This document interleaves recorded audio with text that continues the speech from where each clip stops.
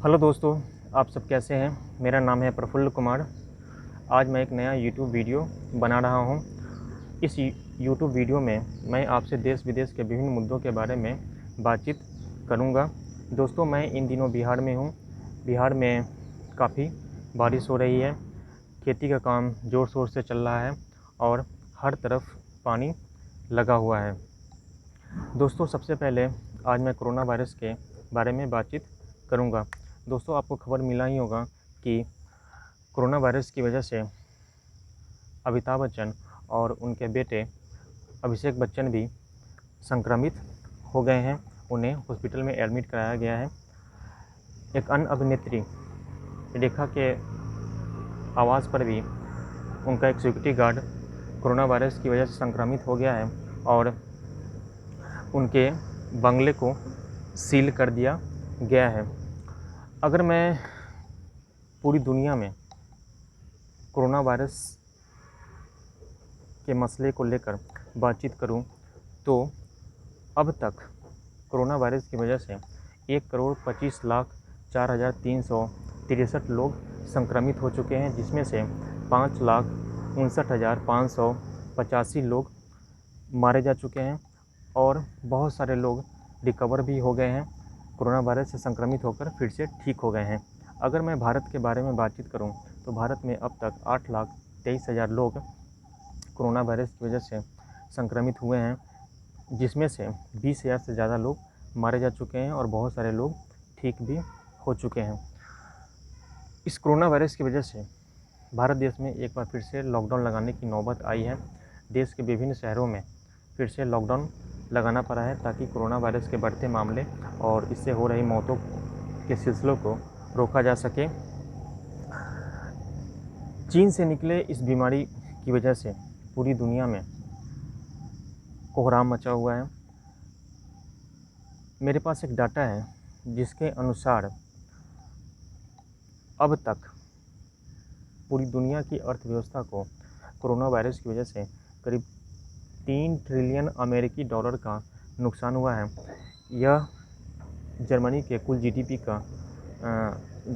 के बराबर है। अब समझ सकते हैं कि ये कितनी बड़ी राशि है। जर्मनी जैसे विकसित देश के कुल जीडीपी के बराबर राशि का अगर नुकसान हो जाए तो ये कितना बड़ा नुकसान है। इस वायरस की वजह से पूरी दुनिया में करीब 14,70,00,000 लोग बेरोज़गार हो चुके हैं। यह आधिकारिक आंकड़ा है।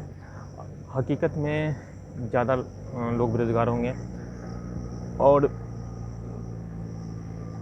ज़्यादा लोग इससे प्रभावित होंगे।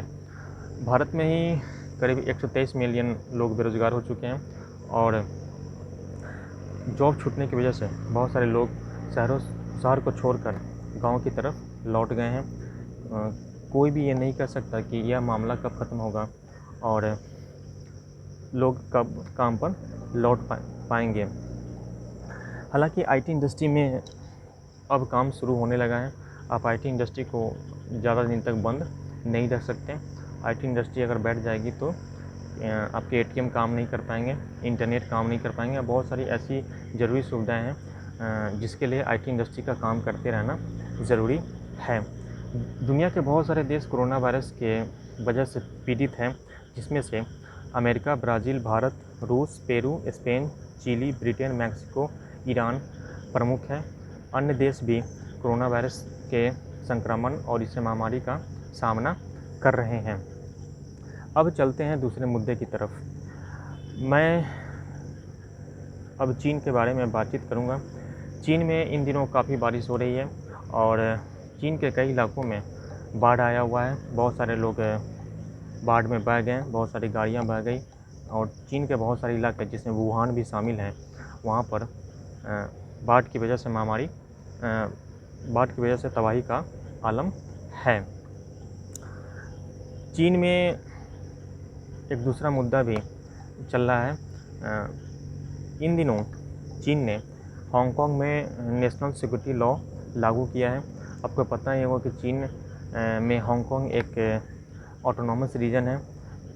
यह चीन में ज़रूर है लेकिन इसे कुछ अपना अधिकार मिला हुआ है। इस क्षेत्र का अपनी करेंसी है, अपना संविधान है, लेकिन चीन ने इस क्षेत्र में अब नेशनल सिक्योरिटी लॉ लागू किया है और कानून व्यवस्था बहाल करने के नाम पर चीन आम हांगकांग निवासियों का दमन कर रहा है। अब तक 300 लोगों को गिरफ्तार किया जा चुका है और कई लोगों के खिलाफ देशद्रोह का मुकदमा चल रहा है। हांगकांग के पुस्तकालयों से लोकतंत्र, फ्री स्पीच और ह्यूमन राइट्स के किताब गायब हो रहे हैं। चीन का कई देशों से अनबन चल रहा है। अमेरिका ने हाल ही में चीन के कई अधिकारियों के ऊपर उइगर मुस्लिमों के दमन के सिलसिले में प्रतिबंध लगाया। चीनी कम्युनिस्ट पार्टी के कई महत्वपूर्ण सदस्यों के ऊपर अमेरिकी प्रतिबंध लगे हैं। उन्हें प्रतिबंध लगने के बाद अब वो ना तो अमेरिका की ट्रैवल कर पाएंगे, ना अमेरिका का वीज़ा मिलेगा, ना ही अमेरिका वो जा पाएंगे। चीन ने अमेरिका के इस कदम की आलोचना की है और इसे एक धमकी के तौर पर लिया है। चीन ने इसके काउंटर मेजर्स की बात की है। ऐसा नहीं है कि चीन का केवल अमेरिका के साथ ही पंगा चल रहा है। चीन इन दिनों कई देशों से घिरा हुआ है। चीन ने हाल ही में ऑस्ट्रेलिया और ब्रिटेन को धमकाया है। ब्रिटेन ने पहले चीनी टेलीकॉम कंपनी हुआई को ब्रिटेन में 5G इंफ्रास्ट्रक्चर डेवलपमेंट करने का ठेका दिया था, लेकिन अब सुनने में आ रहा है कि वो ठेका ब्रिटेन की सरकार वापस लेने वाली है। इसी तरह ऑस्ट्रेलिया चीन से स्पष्टीकरण मांग रहा है कि कोरोना वायरस कैसे फैला और इससे हुए नुकसान के लिए जिम्मेदार कौन है। चीन इसी वजह से ऑस्ट्रेलिया से चिढ़ा हुआ है और चीन और ऑस्ट्रेलिया के बीच में एक फुल स्केल ट्रेड वॉर चला हुआ है। चीन ने ऑस्ट्रेलिया के कई उत्पादों के ऊपर प्रतिबंध लगाया है, कई उत्पादों का आयात कम कर दिया है और कई प्रोडक्ट्स के ऊपर हेवी ड्यूटी लगाई गई है। अब पूरी दुनिया में चीन के खिलाफ माहौल बन रहा है और चीन को भी ये समझ आने लगा है कि वह पूरी दुनिया में अब दादा नहीं बन सकता। जैसे जैसे ये कोरोना वायरस का मामला आगे बढ़ेगा और इससे जितना ज़्यादा नुकसान होगा, पूरी दुनिया के देश उतना ही ज़्यादा चीन के खिलाफ एकजुट होंगे। और मेरा जहाँ तक मानना है कि एक बार यह मैटर ख़त्म होने के बाद सारे देश जो हैं चीन के खिलाफ एकजुट होकर कुछ ना कुछ कार्रवाई करेंगे। मेरा अगला मुद्दा है यूपी में एक गुंडे का इनकाउंटर होना। यूपी में कुछ दिन पहले विकास दुबे नाम के एक गुंडे ने करीब 8 पुलिसकर्मियों को मौत के घाट उतार दिया था, जब वे पुलिसकर्मी विकास दुबे और उससे गुर्गे को अरेस्ट करने गए थे। खबर मिली है कि अरेस्ट होने से पहले ही, रेड पड़ने से पहले ही पुलिस विभाग में विकास दुबे के जो मुखबिर थे, जो स्पाई थे, उन्होंने रेड के बारे में विकास दुबे को पहले से ही सूचना दे दी थी, जिसकी वजह से वह गैंगस्टर पुलिस को चकमा देकर उन्हें अपने संयंत्र के जाल में फंसाने में कामयाब रहा और उनका इनकाउंटर कर दिया। अब समझ सकते हैं कि जो गैंगस्टर, जो अपराधी 8 पुलिसकर्मियों की हत्या कर सकता है, वो कितना बड़ा क्रिमिनल होगा। विकास दुबे एक बहुत बड़ा क्रिमिनल था। उसे यूपी की राजनीति में पैठ थी। विभिन्न दलों के नेता उसके यार बताए जा रहे थे। उनका बहुत सारे दलों के नेताओं के साथ उठक बैठक था। उसके बारे में कहा जाता है कि उसका अपने माँ बाप के साथ ख़राब रिश्ता था। वो अपने माँ बाप के साथ दुर्व्यवहार करता था। उसने गन पॉइंट पर अपनी वाइफ से शादी की थी और यूपी में गुंडागर्दी करता था। उसके गुंडागर्दी का आलम यह था कि एक बार उसने सत्ताधारी पार्टी भाजपा के एक पार्षद को जेल में घुसकर गोलियों से भून डाला और उसकी हेकड़ी देखे उसका खौफ इतना था कि पुलिसकर्मियों ने उसके खिलाफ बयान देने से मना कर दिया और वह जेल से बाहर निकल गया। लगभग 20 साल तक यूपी में वो गुंडागर्दी करते रहा और राजनेताओं का हाथ होने की वजह से, राजनेताओं का आशीर्वाद होने की वजह से वह सज़ा से बचा रहा। लेकिन कहते हैं जब आप गुंडा बनते हैं तो आप अपना जो है कफन साथ में लेकर चलते हैं। कोई भी इंसान जो गुंडा बनने का सोचता है उसे यह सोचना चाहिए कि उसका सामना पुलिस की गोली से कभी ना कभी होगा। तो कहते हैं कि हर कुत्ते का एक दिन आता है। विकास दुबे का भी एक दिन आया, वो ख़राब दिन आया उसका। उसने 8 पुलिस वालों का एनकाउंटर किया, उन्हें मार गिराया और उसके बाद वो भागने लगा। करीब 7 दिनों तक वह देश के विभिन्न राज्यों में छुपा रहा। कानपुर में एनकाउंटर करने के बाद ऐसा माना जाता है कि वह फरीदाबाद गया। फरीदाबाद से छुपते छुपाते वह मध्य प्रदेश गया और उज्जैन में एक मंदिर में अपने आप को सरेंडर किया, ऐसा कहा जाता है। उसने पुलिस को काफ़ी चकमा दिया, पूरे देश की पुलिस उसको खोज रही थी, लेकिन करीब 7 दिनों तक वह छुपता रहा। ऐसा कैसे संभव है? एक आम अपराधी के लिए संभव नहीं है कि वह 8 पुलिस वालों का एनकाउंटर कर दे और देश भर में छुपता रहे। यह राजनीतिक संरक्षण से ही संभव है। जब विकास दुबे को यूपी से गिरफ्तार करके विकास दुबे को मध्य प्रदेश के उज्जैन शहर से गिरफ्तार करके वैन से सड़क के रास्ते यूपी लाया जा रहा था, तो यह आशंका व्यक्त की जा रही थी कि इस गैंगस्टर का अब इंट्रोगेशन होगा और इससे संबंध रखने वाले बहुत सारे सफ़ेद पोश नेताओं और भ्रष्ट लोगों का पोल खुलेगा, लेकिन ऐसा हुआ नहीं।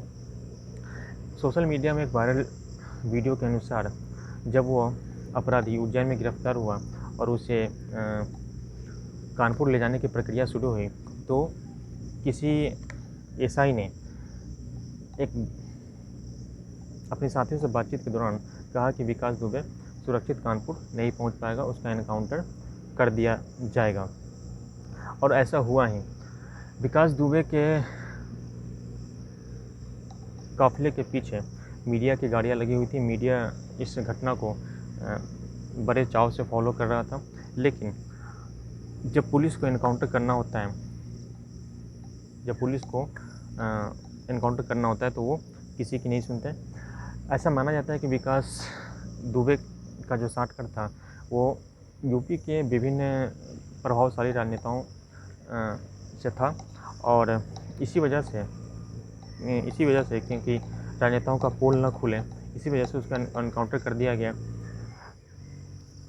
रिपोर्ट के अनुसार पुलिस ने जांच के नाम पर विकास दुबे के काफिले का पीछा कर रहे मीडिया वालों को काफ़ी परेशान किया। आज तक के वैन के ड्राइवर के साथ बदसलूकी की गई। उनका चाबी छीन लिया गया, उनकी गाड़ी का चाबी छीन लिया गया और 60 किलोमीटर दूर एक दूसरे रिपोर्टर को, आज तक के ही दूसरे रिपोर्टर को उस गाड़ी की चाबी सौंपी गई।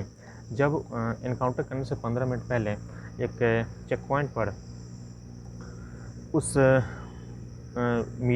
आज तक के मीडिया वैन को रोक दिया गया और 15 मिनट बाद यह खबर आई कि विकास दुबे का गाड़ी पलट गया और गाड़ी पलटने से सारे पुलिस वाले मूर्छित हो गए और इसी स्थिति का फ़ायदा उठाकर विकास दुबे एक पुलिस वाले की पिस्तौल छीनकर भागने लगा। पुलिस वालों ने उसे रोकने के लिए बोला, लेकिन जवाबी फायरिंग में वो मारा गया। ये सरासर एक फेक एनकाउंटर है। सफ़ेद पोश नेताओं को बचाने के लिए एक फेक एनकाउंटर किया गया ताकि विकास दुबे मर जाए और जो इसके पीछे जो बड़े लोग हैं, इससे सांठगांठ रखने वाले जो बड़े लोग हैं, उनकी गर्दन बच जाए। सही है, उनकी गर्दन बच गई। विकास दुबे के साथ कोई सहानुभूति नहीं है, वो एक गैंगस्टर था और जो पुलिस से पंगे लेता है, जो पुलिस का एनकाउंटर करता है, उसका भी यही हश्र होता है। लेकिन भारत में एनकाउंटर की प्रक्रिया बढ़ते जा रही है। हर बात में एनकाउंटर मांगा जा रहा है कि किसी ने अपराध किया है तो एनकाउंटर हो जाना चाहिए। अपराध करने के बाद एक पुलिस प्रोब होता है, पुलिस अपनी जांच के बाद मामले को अदालत में रखती है और अदालत सबूत के आधार पर मामले का निर्धारण करती है कि इसे अभियुक्त को जेल में डाला जाए या न डाला जाए। लेकिन भारत की जो न्याय प्रणाली है वो कछुए की स्पीड में चलती है। आज अगर कोई केस फाइल हुआ तो उसके पुलिस प्रोब, इन्वेस्टिगेशन और फैसले सुनाने में काफ़ी टाइम लगता है। कोर्ट में लोगों को तारीख पर तारीख मिलती है, लेकिन फैसला आने में काफ़ी समय लगता है। ज़रूरी नहीं है कि जो फैसला आए वो सही हो। बहुत सारे वकील भ्रष्ट भी होते हैं और पैसे लेकर न्याय देते हैं। इसलिए एनकाउंटर एक हकीकत बन गया है, एनकाउंटर बढ़ते जा रहा है। लेकिन अगर भारत में एनकाउंटर बढ़ा तो अराजकता का मैटर हो सकता है, अराजकता का आलम हो सकता है। भारत में पुलिस सुधार की फाइल धूल फाँक रही है। आज ज़रूरत इस बात की है कि पुलिस डिपार्टमेंट को राजनीति से इंडिपेंडेंट किया जाए, इसे एक इंडिपेंडेंट डिपार्टमेंट बनाया जाए और पुलिस वालों को ज़्यादा जिम्मेदार बनाया जाए, उन्हें अच्छी सैलरी दी जाए, उनके काम के घंटे निर्धारित किए जाएँ, उनके वर्कलोड को कम किया जाए। पुलिस में अभी कम स्टाफ है, लेकिन उन्हें ज़रूरत पड़ने पर हर समय ड्यूटी में उपलब्ध रहना पड़ता है। जब कोई भी इंसान गुंडा बनने की सोचता है तो उसे कफन लेकर चलना चाहिए। पुलिस की गोली उसका हमेशा इंतज़ार करती रहती है। आज की वीडियो में बस इतना ही। मिलते हैं किसी नए वीडियो में नए मुद्दे के साथ। तब तक जय हिंद, जय भारत।